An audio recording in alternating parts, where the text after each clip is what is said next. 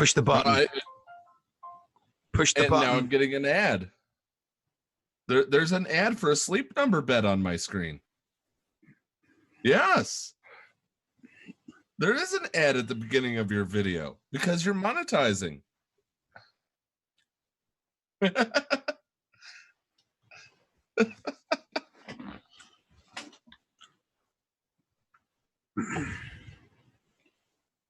Sleep Number ad. Well, for me, it was a Sleep Number ad. Little do they know that I already have a mattress from Tempur-Pedic. Yeah, but it's not one of those blue ones, though, is it? So, no, but it is purple. the one that goes up and down because I'm old.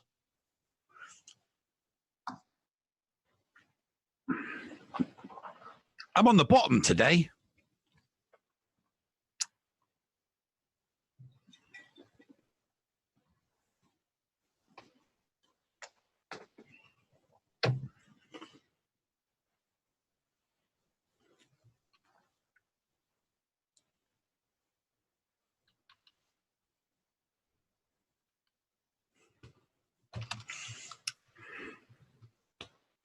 You can go first, Nev. It's okay.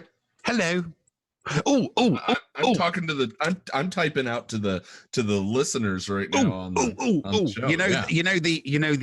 I got my sister. I got my sister to record the Escape Pod Castaways Network proudly presents. So nice. in a cute girly. So when Hellenix when Hellenix gets off his butt and comes up with a little few second graphics like he said he would, we can put that in the background as an audio, and then we've got that to put in front that everybody can then play in front of all of their videos for like forever. Now Thaddaeus has to figure out what's going on with his mic to the people. We can hear him. He says, yeah, we can hear him. Time. I will be Thaddeus's anger translator. So, boss, I'm deeply offended. You seem like a bottom kind of guy today. Oh snap! No. I'm no one's bottom bitch. I'm always top dog. See, you're only gay if you're taking it. Oh, and I'm drinking. Oh my gosh! Can we all this to go through? Right, I think we should. Shall we start talking about the episode?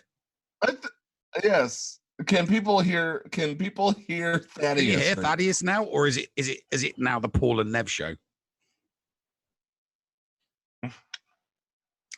And a drunk Nev. Nope, they can't hear you. He's still mute. All right. So we have Nev down on the bottom there. We have Thaddeus the mime, and then we have me up on the top. Ladies and gentlemen, welcome to this edition of the Escape Podcastaways Content Creator Network presents Talking Mando with the Escape Podcast and hosted by the channel of Going Nerdy. Thaddeus, thank you for having us. Give us a little mime thumbs up. All right, there we go.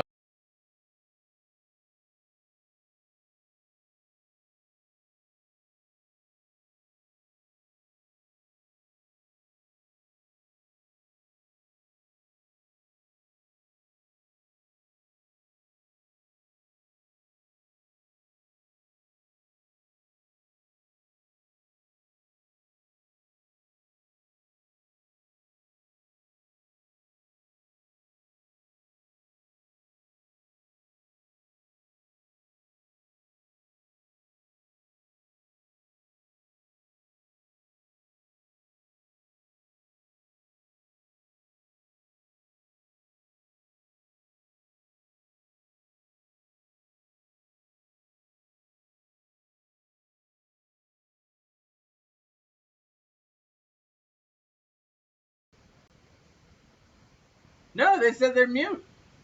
You're all mute. Can you hear me now?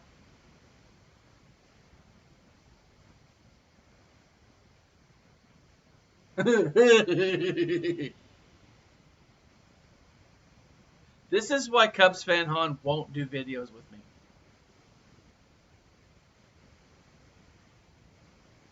Memes and whatnot. Capture window. Wow! Slideshow. Audio output capture. That's what I need. Default. All right. Can you hear that? All right. We're going to see if maybe we can be heard now. Can we hear again? We can edit this later when it goes to the main one, right? We can. When it goes live, you can chop off the front. It's live. Guys, can you hear us? Can you hear us? I want my baby back, baby back, baby back, baby back. Top two good. All right. So you can well, hear if me top now, two but is not good, Nev? then we got Nev.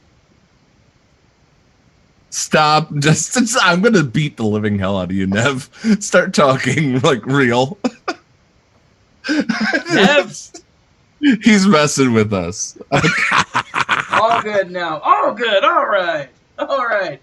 Oh my goodness. Come on, you got to let me mess with you a little bit. Welcome after 7 minutes live streaming. We've actually been recording for like 10. But anyways, welcome to the Escape Pod Castaways Network featuring Thaddaeus, Nev, and Paul Anthony. Today we're just going to jump right into it and say, holy crap. Now, there's a debate between Paul and Nev here. Apparently, one of you liked it and one of you was just mediocre with it. Who's who and jump in. Okay, so for me, I'm not going to say that this was a terrible episode. It had, I really want to save this for the end, but I'll tell you, it had my attention. I just wasn't wowed. Okay, Nev. I liked the development part of this. Clearly, the little one, Baby Yoda, is really, really, really starting to get into the mind of the Mandalorian because he's doing things he wouldn't normally do. I mean, forget that, obviously there was a space fight at the beginning, little bit of backwards and forwards. So there was some shooty-wooty things and some flashy-washy banny things going off. And, we got that immortal line, that, he tried to steal his line. So he had to die. We had a space fight. We had a space fight, which means finally in this show, we've had Star Wars, not just Ground Wars. No, it's finally Star Wars. Mm-hmm. We've had Star Wars. But so the kicker was the kicker was obviously the ship got damaged and they started losing fuel, so they had to set down. And where else did they set down? Tatooine. I love the fact that they ended up on Tatooine. So we got a bit of nostalgia going on there. And not only did they go to Tatooine, but they went to Mos Eisley. I mean, how awesome is that? Yeah. Now, I think where people are thinking, where people are, gearing towards, this isn't a very good episode, is it's partially because of the development of the character of the Mandalorian. And what I mean by that is Baby Yoda is starting to, I mean, you know what it's like, Thaddeus. It's just, I don't know. There's something about being around a baby all the time can, it can turn, men into women, it can turn. So, he's taking risks. He's taking on, me a bottom, Nev? Is that where you're going with this? I'm calling you a bottom. Yeah. But basically, so he's doing stuff that I mean, as soon as he lands, he's like, he's got enough money. He's to pay for the repairs and he's covering, but he's thinking to himself, I need more than just, what I've got. I've got a kid to look after. Yeah. So he instantly leaves the spaceport. He locks his kid in his ship, which just goes to show he's not very good with kids. But it's like, I need to go into town. I need to go into the city and I need to find some work. I need to earn something ASAP because, I'm not just looking after me. I'm looking after a kid as well. And obviously, then he takes on the job with this guy that I think under normal circumstances before Baby Yoda There's no way he wouldn't have looked at this guy twice. He wouldn't have taken the job with him. He would have shot him rather than taken the job with him. So the all of the reasons why people, because I have seen a couple of other people's reviews, because I've only watched the episode the once, because that's what I'm doing for this review. I'm only watching it the once. So that I can give the perspective of someone that has only watched it once and not someone that's watched it a half a dozen times, so that I can dissect it for Easter eggs and be overly critical of it. It's from a watching it once point of view. Well, I make all my notes for watching it once. I go in blind. I have not seen the episode at all. I'm just kidding. What? I'm just kidding. I'm just kidding. I've seen it twice. I watched it this morning. Hey, Ryan. My kids are getting ready for church. My wife's already gone, and I'm sitting there and I'm like, I've got about 45 minutes. I can squeeze an episode in. And sure enough, I did. And I finished before my wife got home, which means I didn't get caught, and it didn't get me in trouble for not being ready for stuff. I'm with you. But here's the thing. I'm gonna say it's slightly different, because as I'm sitting there in my classroom, right? I teach and I have a prep period. I don't have classes first period, so I've got everything ready. I'm doing some grading. Got my second monitor hooked up. Grading and watching the show, which means I'm really just watching the show. And I'm sitting there, and the space fight, the line, obviously, which is the name of our episode, that's my line. I can bring you in warm, or I can bring you in cold. Yeah, warm or cold. That's my line, and he should have died for that. No one steals the Mandalorian stuff. Most likely, most importantly, is dialogue. Mandalorians so far don't speak a lot, and I would be pissed if I had very few speaking lines, and then some guy who's in half a scene is there and steals it. I'd shoot him down too. But when they said they were going to Tatooine, okay, I visibly squealed. Not visibly, I audibly squealed. It's like a little girl. Ah! No, I did. That's what I did. I clapped. Because here's the thing. When the Mandalorian was announced, when the Mandalorian was originally introduced, it was after I had been reading the Aftermath series. Okay? And the Aftermath series has your full plot, which is awesome because it includes a Mr. Bones. Whoever's read it, you know exactly who I'm talking about. He's awesome. But they had these little asides, these little moments of storytelling, right? And one of them in each book, so there's 3 books in the Aftermath trilogy, one aside takes place on Tatooine and involves Mandalorian armor. So when I heard that The Mandalorian was coming to Disney Plus, it was going to be this live action television show, and they were going to do all this other stuff to it. That's what I thought this was going to be, right?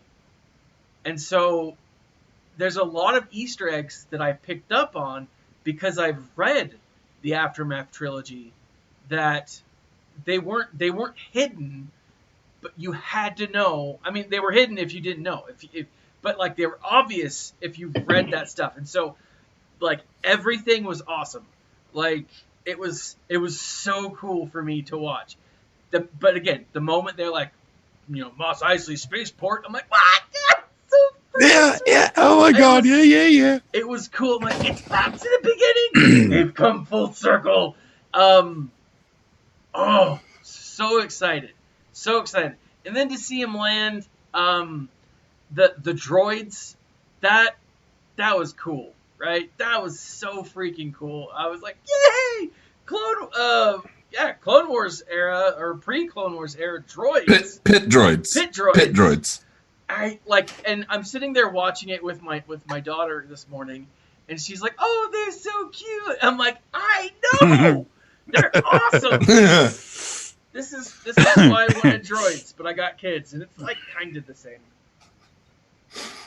So yeah, I was excited from the get go, but with Paul, I can understand. It felt it was slower than some of the other stories that we've seen, and it did a lot of characters. No, but it still held my attention. I'm not complaining about the pace of the story. I'm not complaining about any of that. What it was to me was the fact that there wasn't as much Wasn't as much what? Sorry, mate. I'm trying to think of exactly the right word, because dialogue, story, action. Maybe Is not it something as much action. missing? Something was missing, and I was a little bit turned off when it came to Toro Calican, which was the bounty hunter that was trying to get into the guild. Yeah. The newbie. Yeah. I really didn't miscast. Yes, they should. I like the character. And don't get me. I don't have anything against the actor, but I agree with you there. I think he was miscast. I think it would have been. I would agree with. I would. That could be what you're thinking. Is there's just something something wasn't sitting right with you? Maybe it was the actor that was cast to play that bounty hunter. I think actually that might be it. Yeah. So I gotta say, no, I'm gonna hold it for later because this is part of my brainstorming or my speculation. But I didn't like him either. The gunslinger seemed wrong to me, and I don't think that's who the gunslinger is. Right? I don't think it was referencing the fresh meat kid. I think it was someone totally different, right? I don't think that he is the gunslinger. Now, I also don't necessarily think that the gunslinger is the Mandalorian. I mean, because they say, or that when they talked about this in I don't want to say post or pre, before it launched, they referred to the Mandalorian as the gunslinger. And so, like, I wonder. Well, the gunslinger refers to the end of this episode, and how he shot.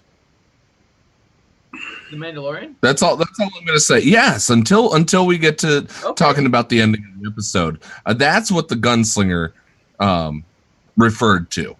Okay. So I think I can, in my mind,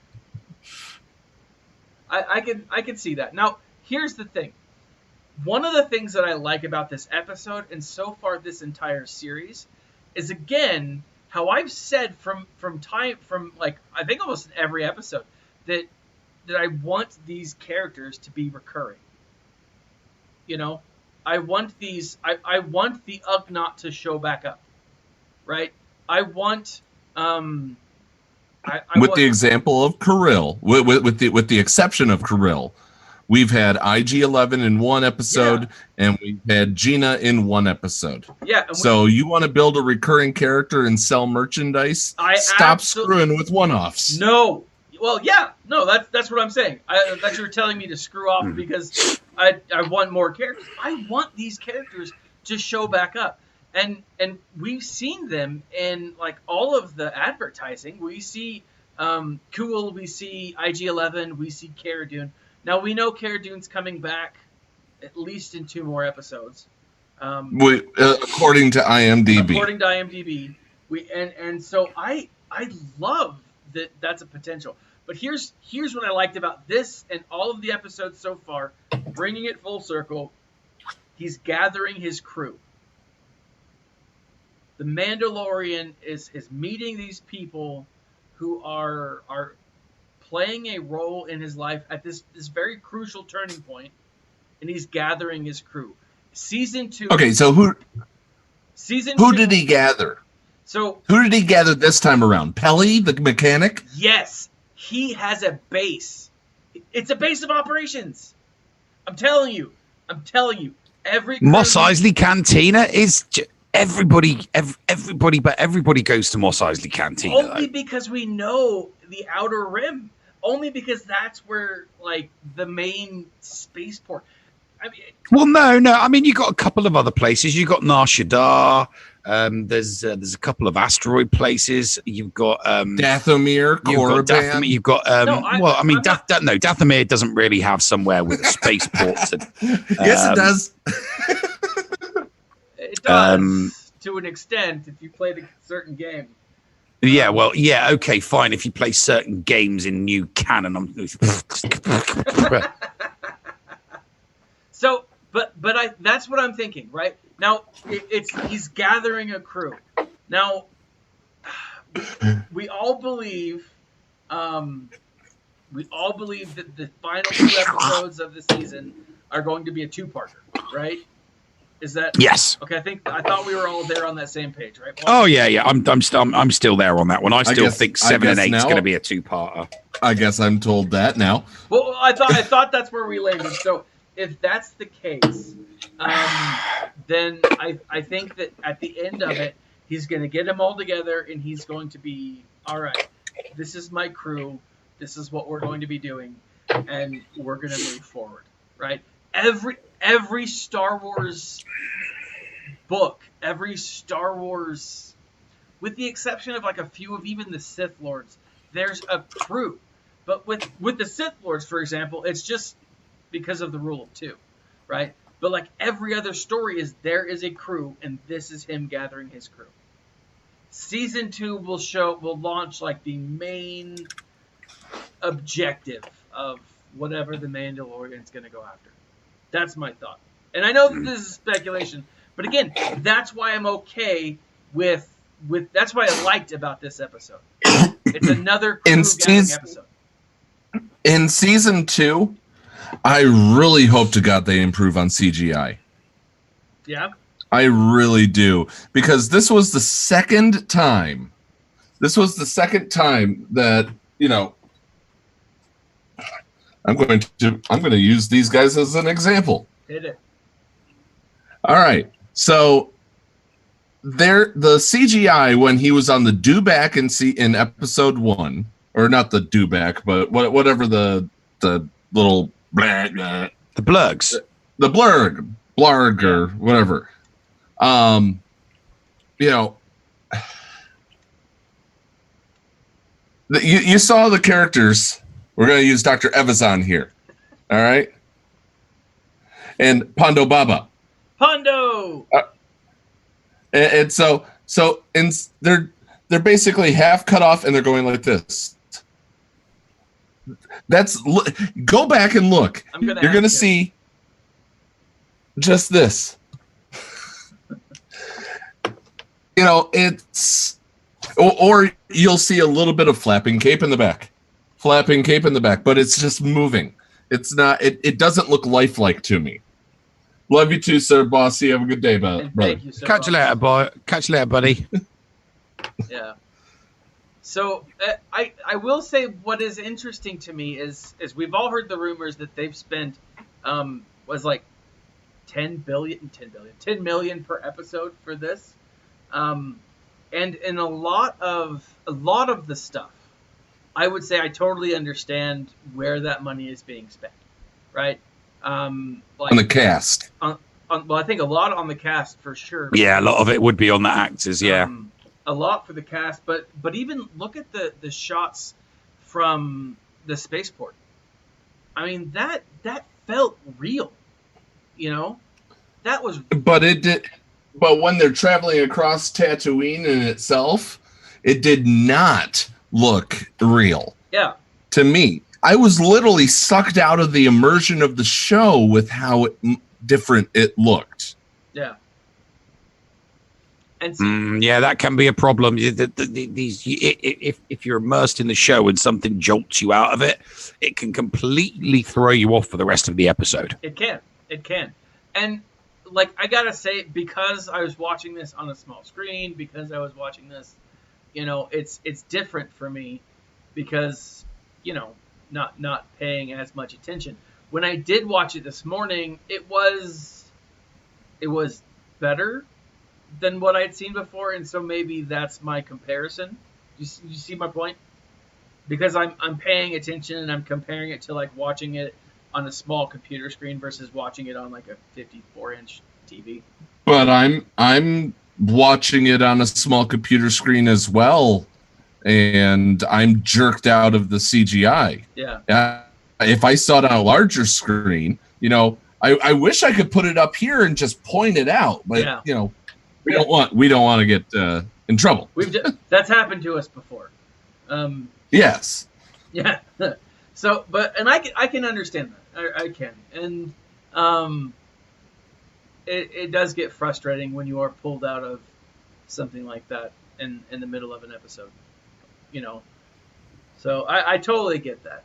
Like, it didn't happen to me, but I know where you're coming from. So that's a minor gripe of mine. It's only the second time in the series, but it's the second time in 5 episodes. Little worrying. Yeah. Well, and so that part though. Episodes.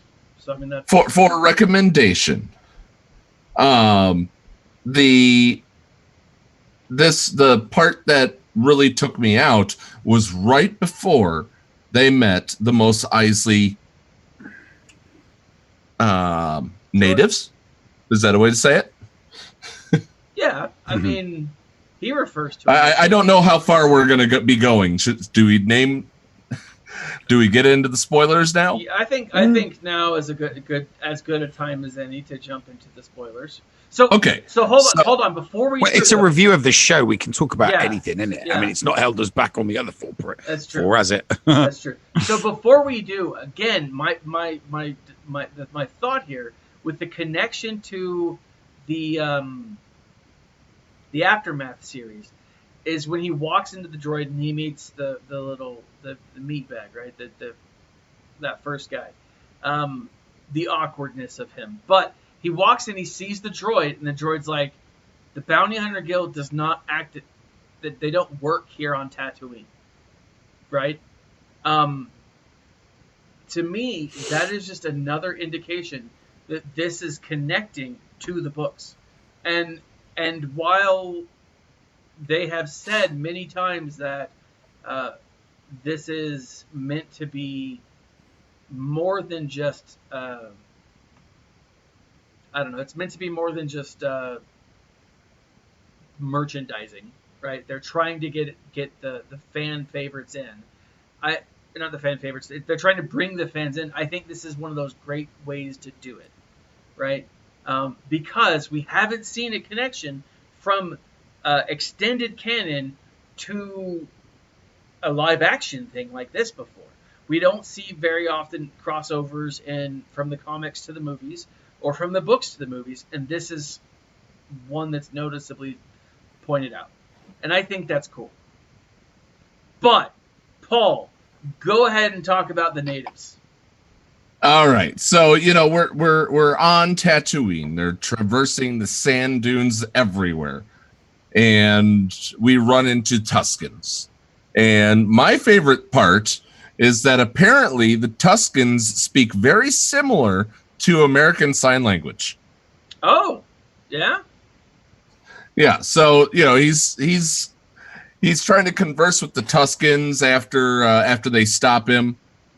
And they're using sign language Mando is using sign language to communicate with them. And the next thing we know, they let him go on. And I don't know ASL quite that much, but I did laugh my ass off because some of it was very close to American Sign Language. Yeah? Yeah. I don't know sign language. I mean, I know the most important ones. I like all languages, I know how to cuss in them. And I know how to say help. Yeah, I can say thank you, which I think isn't that thank you? No, it's thank you. Thank you. It's from the mouth. That's something else altogether. But yes, that was really cool, and it was interesting to see Tuskens interact with the Mandalorian. I like more cookie. Yeah. More cookie. Well, I mean, or Christy's favorite, lobster. So I gotta say, if they did say more cookie, then it would be interesting because that would be in keeping with what the Jawas were similar. Raiders are talking about cookies. They want eggs. They want eggs. So the next, I don't know, the next people that they run into are going to be like, we want flan, or we want, baby back ribs, or whatever. And now that I've said it, I kind of want some ribs. I've got some cake to snack on later. Ryan Armstrong in the chat says that Tuscans are very progressive people. So the next Tuscan that I want to see better have a damn man bun. I think that should be a meme. I think that should not a ponytail, Nev. I'm talking about a man bun. If you had a bitch biscuit up on the top of your head, then we'd be talking. Oh my gosh. So that was cool. It does show me that he's been there before. The Mandalorians, if he knows how to communicate with the natives, then he's been there. He's familiar with them. They're familiar with him, and there's a mutual respect there. He pauses to I don't know. He pauses to show his respects, to not cross their land without asking. Yeah, and give him some new binocs. Yeah, yeah. All right, so they chase down Shand, Ferric Shand, which Fennec Shand. So when I went through this, I've looked into Fennec Shand. I was like, for sure she's someone from Aftermath. But when I first heard it, did anyone else hear Shan? I mean, I had to go back and Paul, like you said, you watch it with the closed captioning on. I had to go back and put the closed captioning on the second time around because there was no way that I was going to let someone with the last name of Bastila. Shan. Yes, I was like, oh my gosh, did they just introduce Bastila Shan's like great granddaughter or something? That would be freaking cool. That would be awesome. Of course, I was wrong, and it's Shand with a D, and I was very disappointed. Tuscan with a fedora. Yeah. Well, it's Paul Ryan. I think you're onto something. The thing that got me was earlier while I was just reading. The Tuscans do have sandals. Maybe they have dark brimmed glasses underneath the masks. Yeah. Yeah. So he's saying that we missed an Easter egg from the last episode. So go ahead and put it in chat. Yeah, go ahead and put that in chat. Nev, what did you think of Fennec? Well, I mean, the fact that it was Ming that was cast for it instantly, gave me goosebumps. I thought, brilliant, that was good casting. Whereas the guy that played the noob bounty hunter was bad casting. She was good casting because as soon as she's cast, I'm thinking to myself, great, here we go. Another actress that can not only act, but can kick ass as well and doesn't require a stunt double. I'm loving that, I'm loving the fact that they keep casting people that genuinely know how to kick ass. I mean, I'm sure the stunt Warriors Guild is getting really, really annoyed. It's like, excuse me, can you cast some complete and utter useless people like, Sarah Michelle Gellar so that we have to throw a stunt double in, please? They keep casting these great these great actors and actresses that have the ability to fight and do their own fight scenes, which negates the need for a stunt double. It gets rid of all of that CGI face putting stuff on. So I was, I thought that she was a good character. The scenes that she were in was good. I mean, but the more I think about it now, the more I think that noob bounty hunter was,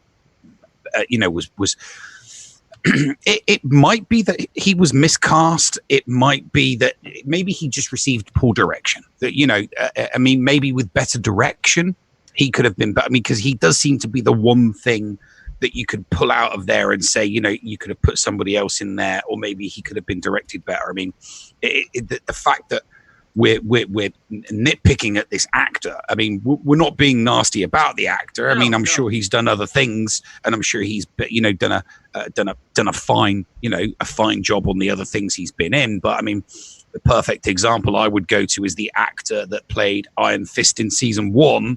That, you know, he he was awful in season 1, but in season 2, and when he was in the Defenders, it was much better, and it was because it was a different director. Yeah. And sometimes different directors can get more out of actors and actresses than other directors.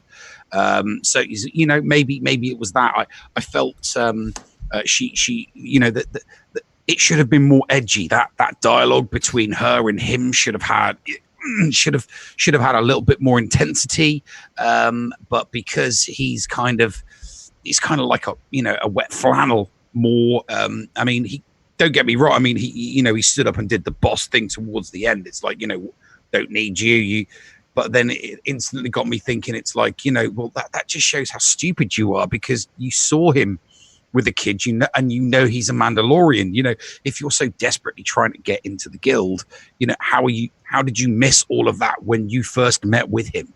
You know, you rocked up at the spaceport where his ship was, with the 2 bikes as he instructed you to do, and you saw him with a kid, you know. So if you're that desperate to get into the guild, why didn't you do something that, you know? So I'll admit that, you know, there are some there are some errors here and there in that one, but it all seems to be around this. It all seems to be around this one character. I think maybe the character was written. Maybe the character could have been written better. Maybe it's not the actor. Maybe it's the character that was written poorly. I mean, I have no issues with the Fennec character. I think she was great. I think, you know, she's a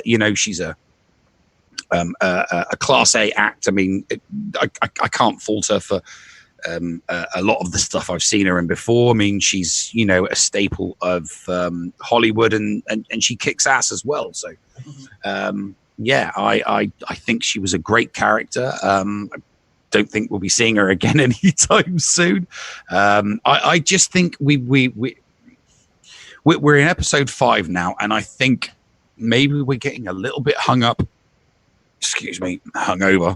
and maybe we're getting a little bit hung up on wanting these characters to repeat themselves. I mean, I'll give you a perfect example of a TV show where we don't want that, but we love the TV show, and that is The Orville.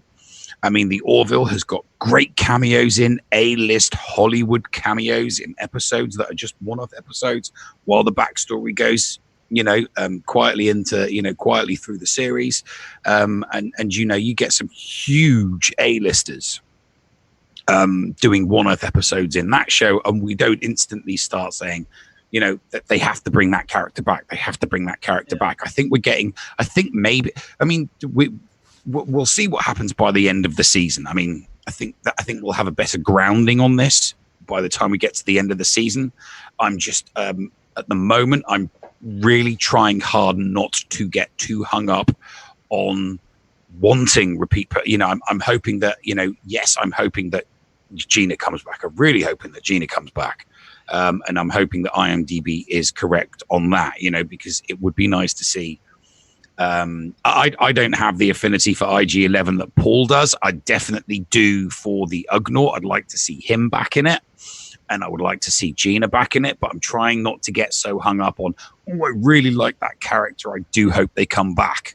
I'm more of a, you know, let's see what happens when it gets to the end of episode 8, and you know, so the end, let's see what happens at the end of episode 8, and hopefully things will, you know, be, you know, left on a cliff's edge, so that we all, you know, start loathing and despising and hating Disney and demanding that they, you know, give us season 2 sooner than 12 months from now.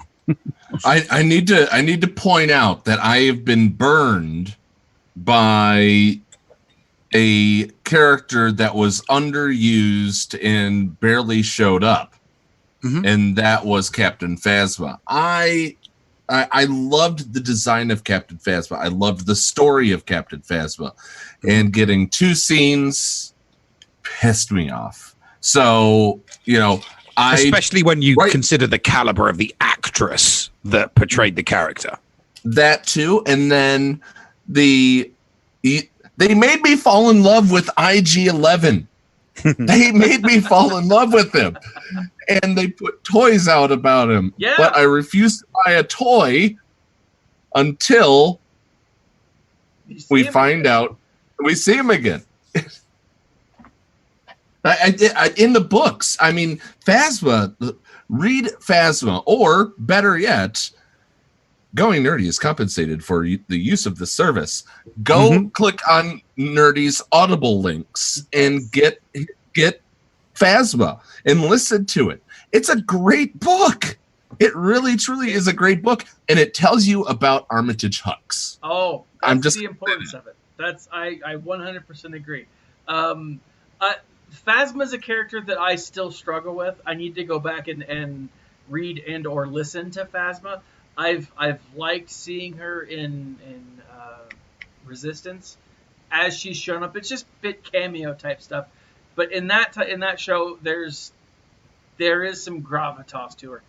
You're right. I feel that we've been burned, and that is my biggest frustration with Fennec Shand, is that we have a great actress who's, spoiler alert, shot right off the bat, and she's this hardcore assassin. I like that. I like the justification of it. I like the actual way that the character plays it. The noob actor doesn't bother me as much, but he does feel like a plot device. What I am hoping is that Fennec Shand doesn't come back in episode or in The Mandalorian, but we do see her in the Cassian Andor series, because she would have been more active at that time than she is now, right? And so it would make more sense for her to show up. Well, think about the timeline of the original trilogy. Okay. So your Fennec Shand would be active during Clone Wars and just after Order 66. Mm-hmm. Well, she would have been a hell of a lot younger then. Yeah. Yeah. She would have been a hell of a lot younger then. Yeah. So maybe not, unless I'm thinking like after, unless her species ages differently. That's true. That's true. Maybe she was like 700 when we saw her. It's very possible.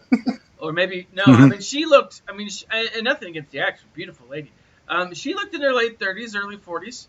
I think she's hot for somebody. Yeah. She is a hot chick for someone in her 50s. Is she in her 50s? Yeah, I mean, if she was in her 50s. She is in her 50s, and she is still hot as balls for a woman in her 50s. Yeah, I won't look that good when I'm 50. I don't look that good now. But again, it would make more sense to see her in a different series, not coming back. Vanilla favorite vodka. But let me ask you this question. Mos Espa, okay? That is where she was meeting her contact. What was it? What was she doing there? And what was she going to do? What do you think? Not enough backstory. Nev? Yeah, there's no real way of knowing exactly why she was there. I mean, she was clearly there for nefarious reasons, and anybody could be on Tatooine for nefarious reasons, because the Empire doesn't clearly, the Empire and remnants of the Empire are not welcome on Tatooine. True. I mean, that's obvious because of all of the Stormtrooper helmets on spikes. So, the Empire, any remnants of the Empire, definitely not welcome on Tatooine. So it was probably, underworld business, Black Sun, hut business, more than likely. It wouldn't surprise me if it was something to do with the huts, but I mean, we'll never know now. Yes, she's an excellent actress that kicks ass, and she's in one episode and gone. that, I think that's just Star Wars. It is. There are actors and actresses out there that would, I mean, not to say, not to say that some of the current crop of actors and actresses, now that episode 9 has been wrapped, are saying that they never do, they're not going to do movies ever again. There are a swathe of actors and actresses out there that would give their back teeth to be in an episode or a Star Wars movie. And, I mean, look at Samuel L. Jackson's a perfect example of that. He was prepared to waive his right for a salary to be in Star Wars, to be a Jedi in Star Wars. He wanted to be a Jedi in Star Wars that bad that he was prepared to waive his fee, and waive his salary. There are actors and actresses like that, and I think this, I think Ming-Na is one of those actresses. She's like, her agent was like, hey, this, you got to do. You want to be? Do you want to be in Star Wars? And she's like, get the fuck out of here. It's like, yeah, seriously, do you want to be in a Star Wars TV show? And she'd be like, it'd be like, damn right I do. Do I get to kick someone's ass? It's like, yes, you get to kick some ass. It's a no-brainer. Yeah. For a lot of actors and actresses in Hollywood, being offered, even just one part. I mean, there are a plethora of actors and actresses out there, and you can look at their profile on imdb.com, and it's just, an episode in this show, an episode in that show, an episode in this show. Star Wars IP has the advantage of being able to get A-listers. I mean, look at all of the A-listers that are on the Orville. I mean, Brad Pitt played a plant in an episode, for goodness sake. I mean, how boss is that? Seth MacFarlane can get Brad Pitt to just do the voice of a plant in his TV show. I mean, so you've got the likes of Dave Filoni, Jon Favreau, and it's Star Wars. They are going to have a Rolodex, larger than our fists, with agents and actors and actresses in that will give their back teeth to do one episode of this show. And I'm really so let me looking jump forward in to there. Yeah, sure. Let me jump in there for Anya Nev. You talked about did I hear you right that you think that Jake Cannavale was Iron Fist? Wow. Jake Cannavale was Marvel's Iron Fist. Yeah, Jake Cannavale was the name of the actor who played Toro Calican, which was the guy we're debating on here. Are you saying that he played Iron Fist? Because no. I was just using Iron Fist as an analogy. Okay, as an example. The actor that played Danny Rand was not that the character wasn't very good in season 1, but in crossover episodes of other Marvel shows and the Defenders, the actor seemed to play Iron Fist and Danny Rand much better, and I put that down to poor direction from the director in season 1, whereas other directors, some directors can get the best out of an actor or an actress, and other directors just can't. They fall flat. That was all I was saying. All right, because I was going to say the biggest thing that he's been in is Nurse Jackie for a small story arc. Okay, So here's the thing. This is what I'm going to say. Mos Espa is the place that we see in episode 1. That is where Watto and the whole finding of Anakin, that's where that takes place. Okay? There are very few spaceports on Tatooine. Oh, that's cheeky. Mos Eisley, Mos Espa. Let's see. There's like 3 or 4 others, but there's very few like safe ones, right? Moss Pit. Moss Tequila. I was like, that's that one. Vanilla flavored vodka. Yeah. So somebody wanted to know if you wandered a hotel hall grabbing those from the cart. No, they were just in the drinks cabinet upstairs. I brought them down before we went live. But so here's the thing: when at the time that this is only spoilery for the Aftermath series, okay? And even then, it's just one small section of an aside, okay? I don't need to put on the spoiler helmet? No. So okay. At this time on Tatooine, there's a ruling law enforcer, and his name is essentially the Gunslinger. Let me see if I can find his actual name, but not that it matters as much. But he has been kind of ruling the areas, getting rid of the huts, getting rid of a lot of the violence and clans, and he's trying to make Tatooine a safe place for families. Maybe that's make Tatooine great again. Is he make it matter? Yes. Is he trying to make Tatooine perfect? Was brilliant. Tatooine ever perfect? We're gonna build a wall around Tatooine. We're gonna build a wall around the Tuskens so that they can't get in. They're stealing our jobs. We're gonna make the Tuskens pay for it. Yeah, the Tuskens are gonna totally pay for it all. But the idea here is there is a town called Freetown where he is like the boss, right? The sheriff of, right? And I think she was there to kill him because he's causing a lot of problems.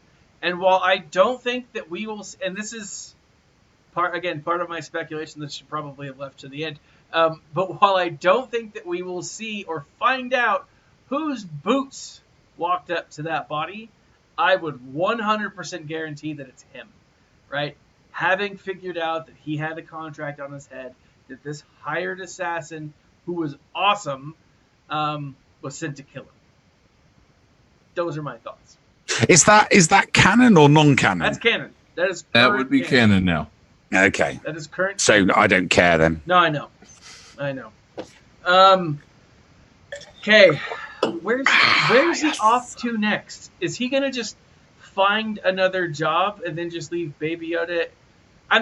Did anyone else feel like the fact? I don't think he's gonna leave Baby Yoda anywhere. No, I agree. But did anyone else feel like leaving Baby Yoda in the ship was the equivalent of a parent leaving a baby in a hot car in the summer? Oh hell yeah! Absolutely. I'm thinking to myself, every time you have left them on their own and told them not to touch anything and to just stay where they are, they followed you.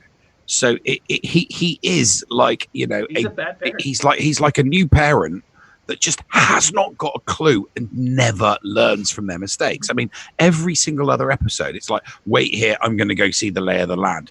And we see the tailgate come down, the ramp come down, and he stood there right next to him. It's like, all right, fine, you can come with me. Yeah. I mean, what did he think was going to happen? Yeah. What did he think was going to happen? I mean, he knows that the Baby Yoda has some kind of mystical force when, he really, really wants to use it. Yeah. So, what's to stop, if he can hold a great big mud horn, in midair, what's to stop him from, opening and closing a bloody door and yeah. And I mean, don't get me wrong. I mean, he's clearly having some, emotional trouble with his feelings because, obviously he gets back and he gets into the ship and he realizes instant panic. It's like, crap, where's Baby Yoda? Shit. Where's Baby Yoda? Out, and that's it, and then he sees him and he calms down. So, it's literally, he's like, he's like a brand new parent that was thrust into the role of being a parent. It's like, he's one of these, F boys that, has had some fun times during their 20s and they hit their 30s and then some chick knocks on the door and it's like, oh, by the way, you've got a kid, congratulations. And that's the Mandalorian. It's like, here's a kid, they're yours and you've got to be solely responsible, congrats, and that's it. They then have to look after them. So I think that's part of this, it has to be part of the show, this whole learning, because for all intents and purposes, he is Baby Yoda's sole custodian, parents, father, however you want to refer to him, guardian, it doesn't matter. He is responsible for Baby Yoda's well-being and sometimes he does, a good job, and sometimes he's a little overprotective, and sometimes he just needs to be kind of like guided away from it, and sometimes he's, really, really bad at it. sometimes he makes a glaring mistake, and I think that's part of something that needs to be shown. I mean, if he was shown to be this, perfect guardian and perfect parent, would be like, no, this is bollocks. Parents watching this with their kids would be like, that's not what happens when you're parenting. You make mistakes, intentional or unintentional, and it shows his flaws. And I think it's very, very important, not just with his character's development, but with this duo's development, because for all intents purposes, this people, we've seen the memes, it's not the Mandalorian, it's the Baby Yoda show. No, it's not. It's the Mandalorian and the Baby Yoda show. Yeah. These guys are a duo. There is nothing in the tea leaves that would suggest these two are parting company anytime soon. They are going to be together to the end of the series. He is going to hear his first words. He walks, so we don't have to worry about the first steps. Clearly, he's going number one and number two comfortably on his own, because we don't see the Mandalorian changing any stinky diapers. 50. Yeah, he had 49 years to learn how to use the bathroom right. So as so he's potty trained. So Paul, exactly. So, but these guys are a duo. The show may be called The Mandalorian, but they've made it pretty bloody obvious that it's a duo, and it's a buddy cop show. It's a buddy cop show, and as the show progresses, just imagine what Baby Yoda. We're not going to be calling Baby Yoda by season 8. I would love to have a crystal ball. So I could see just some random mid-season episode of season 8. Baby Yoda, strapped. He's got some lightsaber, he's got some guns, and he's using the Force left, right, and center, and just wildly, hasn't got a clue, but he's figured out how to lift things up, and he's figured out how to control levitating stuff, and he's figured out this, and he's talking. I'd love to see what I would. It's going to take big brass balls for any actor to step into the casting. Yeah, I can do the voice for Baby Yoda. Yeah, because that's going to be one hell of a. That is Hollywood gold. Whoever gets cast to do, because my first thought was, what about the kid that does Peppa Pig? But then I thought, well, no, because the kid that did Peppa Pig like 10 years ago. She ain't going to be a kid no more. So I'm trying to think of kids that sound like kids, but then I thought, no, you need an adult that sounds like a kid. You need someone like the lady. Yeah, exactly, like the female actress that does Bart Simpson. Yeah, you need someone, but I don't care. I just Yeardley Smith. Yeah, Yeardley Smith. Yeah, but we need and that's just the way I see it going for now. Season 2, season 3, season 4. We've got a duo, so. That's and I like that, So again, and I like that. I'm still going with, I want to see a crew put together, but essentially what Baby Yoda is to the Mandalorian is the same thing as like what a droid is to a Jedi, right? It's that same dynamic that's set up, and I do really like that. I think it's really cool. I do also look forward to seeing how this plays out. I don't see how they can continue on with this unless Baby Yoda becomes a little more mobile, right? Unless the Mandalorian gets a baby carrier, we can throw him in the back. A new egg. No. He gets him a new egg. 2 things, obviously. We got to talk about some memes here. There is a Baby Yoda Emperor Palpatine fight scene out there on the internet where they've put the egg against Emperor Palpatine, where adult Yoda fought Palpatine in Episode 3, and it is hilarious. They give him a lightsaber and everything. It's awesome. And then secondly, there's in the last episode, my wife showed this to me yesterday. It's Baby Yoda when he's touching the buttons, every time he touches the buttons, he's putting on the song I forget but the rapper put it to the windows, to the wall. To the wall. That is clever. Like, that is really that is clever. It is awesome. I saw that and I was like, that is hilarious. I wish I could put that on the show. It would interrupt the audio, but it would be freaking great. All right. Yeah, no, that there was one thing not from this episode, obviously not from this episode that we just watched, episode 5. But somebody, I was having a conversation with somebody regarding episode 4, and the conversation that happened, when they're basically telling the villagers, that you need to move, you've got problems, you've got these raiders, and they've got an ATST, and you're all kind of screwed, so you need to move because you.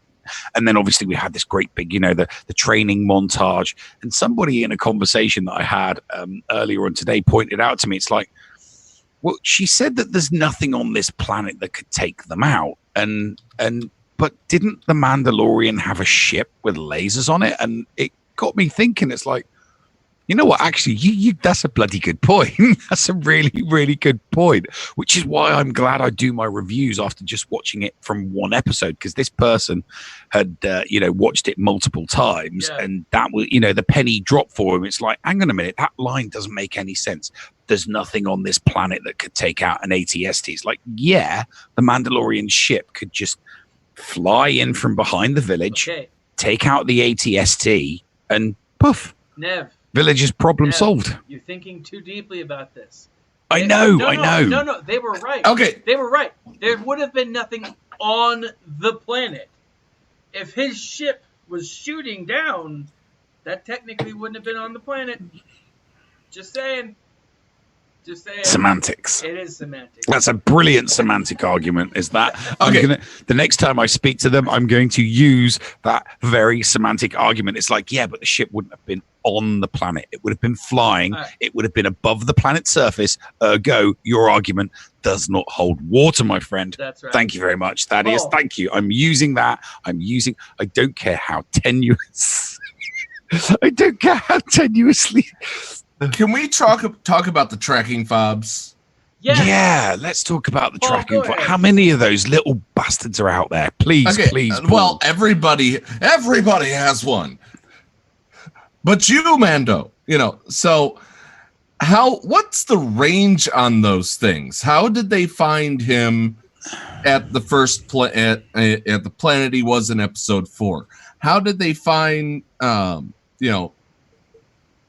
So he's got the other tracking fob, the Star War that happened in the beginning. There was a tracking fob hanging from the rear view mirror, if you will.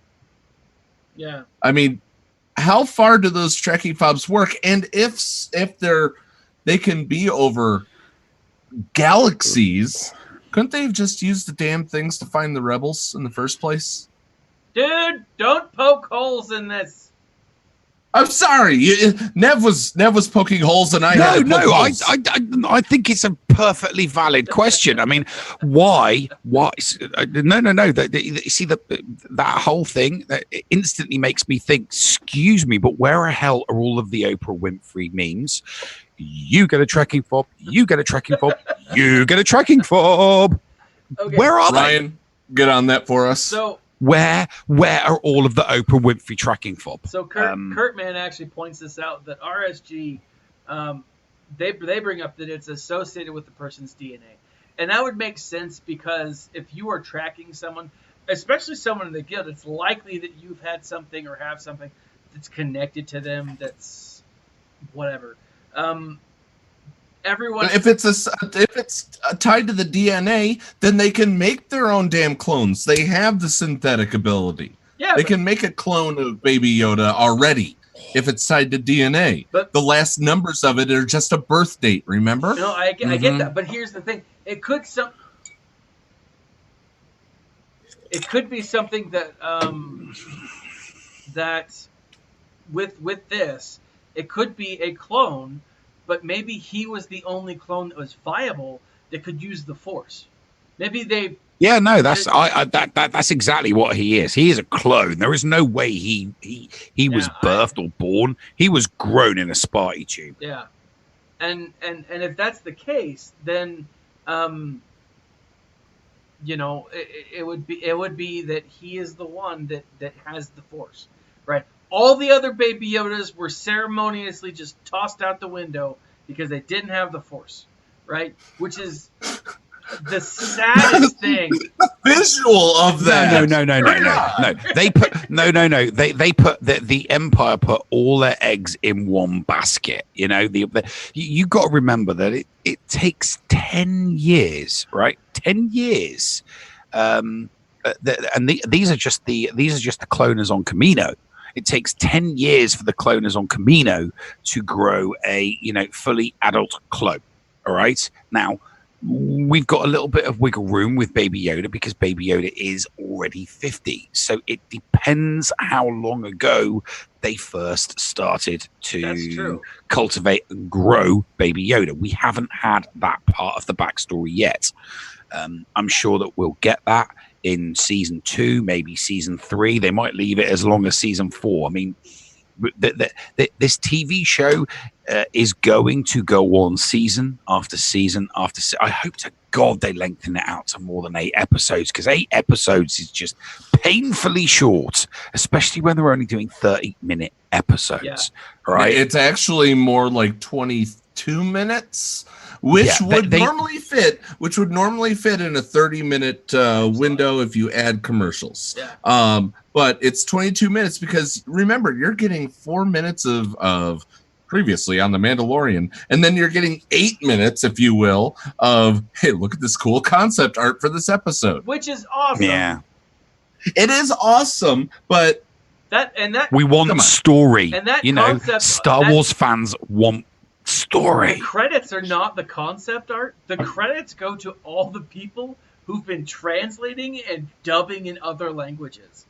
I mean, if you see how many languages are available, there's a lot of languages. It's insane, and they include all of those.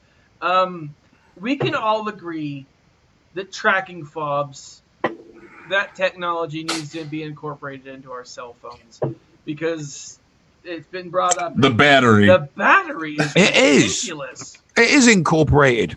I can find my friends. Oh well, they are. I mean, yeah. So can the NSA, and and all of the other 17 security agencies of the United States of this America. Yes. I actually live down the street from the NSA, and every time I drive by, I'm like, "Hey, Phil, hope you're, having a good day." How's the kids and wife? It's not the NSA that you should be worried about. It's Echelon that you should be worried about, mate. They're the ones reading your emails. Yes, but so, where were we? Tracking fob dating app. Tracking fobs. Oh, that I could. Who's close? All I know is the last 6 numbers. Is she over 18? Yep. Smash. Yeah, right. All I can tell you is they're 50 years old. All right. So, is she 18? Yes or no? Yes, she's 18. So that only matters in the United States of America. All right, guys. Final rating. Let's go with you, Paul, and then Nev, and then I'll finish up. Oh, we ended already? Oh, I was having so much fun. We're already at an hour, man. Seriously? Oh my God. I've got kids to. So we all know. I'm just gonna go through the rest of the list here. We did get She's No Good to Us dead, and we also got that they had the high ground. Two throwbacks to episodes. I laughed at it, and Sir Boss even sent me something as we went on the air. She's got the high ground, and then Anakin saying she underestimates our power. Paying homage is good. Paying homage is good. Yeah. So you already know my answer on this Thaddeus, but I actually think that Fennec may not be dead. Really? It was a gut shot. It wasn't to the heart. It wasn't to the lungs. It wasn't to the major artery. It was a gut shot. Yeah, it was a gut shot. Ask Mr. Pink. Gut shots aren't that bad. Oh, hold on, Paul. I didn't even. I spaced it. The final scene. How could I forget the final scene? Oh God, yeah. What in the? So whose feet are those feet? Yeah. How in the world could I have forgotten that? I think it's Mando. Do you? I think it's Mando. Do you? I think it's Mando. I think he came back. All right. Nev? I think it is the inevitable bounty hunter cameo from the original trilogy. All right. We're on Tatooine. We're on Tatooine, so Boba Fett would be the obvious one. But Boba Fett's cape was tattered. But I'd like I'd like to think that they would save a cameo of the magnitude of Boba Fett to a much later series. You don't want to give up the goodies on the first date, do you? And season 1's the first date. You don't want to give up all the goodies on the first date. Boba Fett's Dengar maybe cape. Boba Fett's cape was not squared. It was also tattered. Okay. Yeah, so, but he would have needed a whole new wardrobe after escaping the Sarlacc pit. Indeed. So I will say this: Boba Fett's armor, not Boba Fett. That's my thought. And again, it's a cape. Capes are a lot easier to make than Beskar armor, right?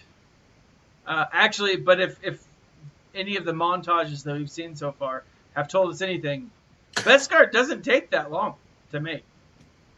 No, it doesn't take that long to forge at all, does it? A couple of flashbacks and bosh, you've got some Beskar. We didn't have a montage, did we? We didn't have a montage this episode. That's a good point. Yeah, we didn't have a montage. I'm gonna take away 1/4 portion away from my score. I'm taking away 1/4 portion. Yeah. My final score will have 1/4 portion removed because of a lack of a montage. Screw you guys. No montage. No 0.25. Honestly, maybe it's Beskar. Maybe it's Maybelline. Maybe it's Maybelline. I liked Ryan's thing. Beskar for the Mandalorian on the move. All right. So, I think that Fennec could survive. It only took one shot to kill Toro at the very end when the Mandalorian became the Gunslinger. Because it was a standoff. It was. Yeah, it was. And the thing is, I didn't feel anything when he got slotted. Yeah. I was like, yeah, you got what's coming to you, buddy. Good. Simple as that, Good, you suck. If Yeah. if you mess with the horns, you get the bull. Yeah. And that's exactly what I mean. Was anyone in any doubt whatsoever that that Mando was going to rain down a fiery hell on this guy because he was threatening his baby? Yeah. You threaten some dude's baby and it's like, yeah, I'm messing you up, dude. You're getting messed up. All right. So yeah, and Kurt, man, I didn't like him either. Anyway, with that being final said, score. I've taken away my 1/4 portion of Beskar. I rate this episode a 4 out of 5 for a lack of montage. It held my interest, but I was not entertained. Yeah, so because it's losing 1/4 portion, I don't know why I like saying that. It's a 4.25. It's as simple as that. I have to stick by my principles. I was going to give it 4.5. It's losing 1/4. I loved almost everything about this episode, but there was a big piece missing for me.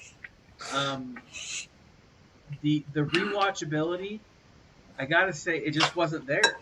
I liked it. I did. I really enjoyed the episode. I thought it was wonderful. I love the storytelling, but there was something about it that bugged me. And I gotta say that I want to give. It was the CGI. It might have been. It might have been something that I think it was the actor that played the new bounty hunter. I think Paul made that. Paul, your CGI sucks. But no, I think whether it was poor casting, whether it was poor direction. I mean, I'm not criticizing the direction of the episode. No, I'm criticizing. I'm criticizing the direction of that actor portraying that character. Yeah.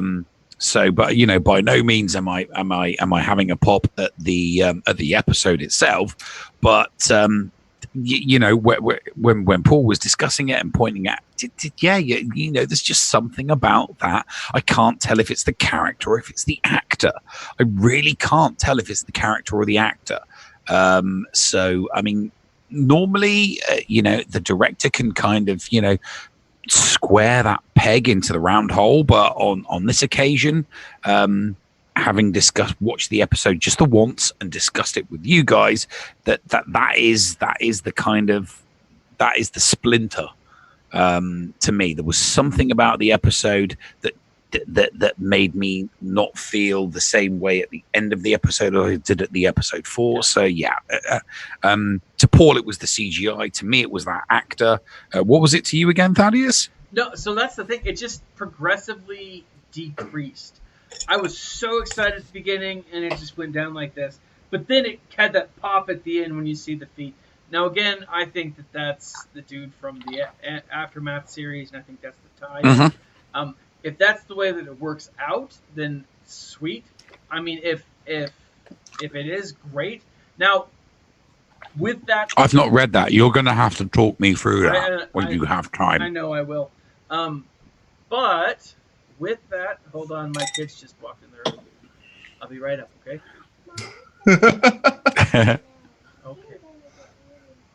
We'll do it live. We'll do it live. So I'll be right up, okay? Thanks, girls. My daughters, everyone. I have daughters too. I know exactly how you feel.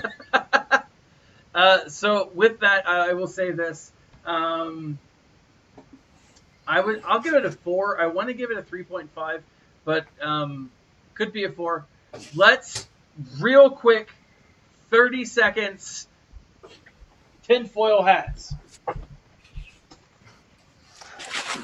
I can't imagine where this is going. So I've left my tinfoil hat alone this week. Nev, go. 30 seconds. Okay. So the person whose footsteps we see at the end, I said that it's a bounty hunter. It is a bounty hunter that is working for the Moff Gideon and the whole Emperor Thrawn thing. Emperor, was it not Emperor Thrawn? Sorry, Grand Admiral. I've had too much to drink. Yeah. Grand Admiral Thrawn liked using bounty hunters. He liked using pirates. In the extended universe, he liked using pirates and he liked using bounty hunters. And it wouldn't surprise me if he's got a couple on the payroll, just keeping his feelers out, making sure that everyone's doing their jobs, playing their part in the overarching story arc that I believe to be Grand Admiral Thrawn behind the cloning of Baby Yoda, wanting his own army of Yodas. You mean Yoda? Okay. Yoda. All right. So with that, I will say that we are going to be introduced if Fennec is still alive, that it is likely the case that we are going to get her whatever bounty she was going after, and that bounty is going to be Moff Gideon, right? And I think he's just going to team up with 6 assassins and be like, boom, I need some money. I think that's what we're going to see. with that, guys, I do have to go. We're gonna have to forego our new toys this week. I got a crazy awesome deal on. Oh no! I got 8 just quickly for show and tell. I got 8 bobbleheads, McDonald's 2008 Happy Meal toys. Nice. I got a bunch of Funko heads. Yes. It was off $25 for 7, which is a great deal. Wow. I know, right? Where at? It was Facebook. We're selling them. I think. Oh no, we're not offline. We are online. We should be still online. Anyways, yeah. I gotta run. This has been Thaddeus from Going Nerdy, featuring Paul and the Nev from the Escape Pod cast as members of the Escape Pod Celebrity Square Castaways. We thank you guys for coming out and for joining us. We always love doing this. Come and chat with us next week when we have episode 6, the review of episode 6 of. And then when are we going to do 7? Because 7 comes out on what, Wednesday? And hopefully I get to go see it. And then Skywalker on Thursday. How about we do a special? How about we do episode 7? Right? How about we do episode 7 on the Escape Podcast on YouTube? I could do it. We could have our segment there on YouTube. We could do it live. All right. So we'll do the show live through both live. Yep. Live. Not live. That section live. We'll figure it out. That would be fun. And we will let you know. But guys, check out the links below. You can get a free trial for audiobooks from Audible. 2 audiobooks, totally free. If you sign up, you do help the channel. I get myself a nifty little kickback. It does help the channel. It's great. Plus, there's some awesome Star Wars books out there, and they're always really well done. Check out those links in the section. Phasma. Phasma's good simply because Darkspire is better. That being said, guys, or Blackspire, not Darkspire. Right. That being said, guys, this is Thaddeus. Paul, take it away. And remember to smile and stay nerdy. Peace.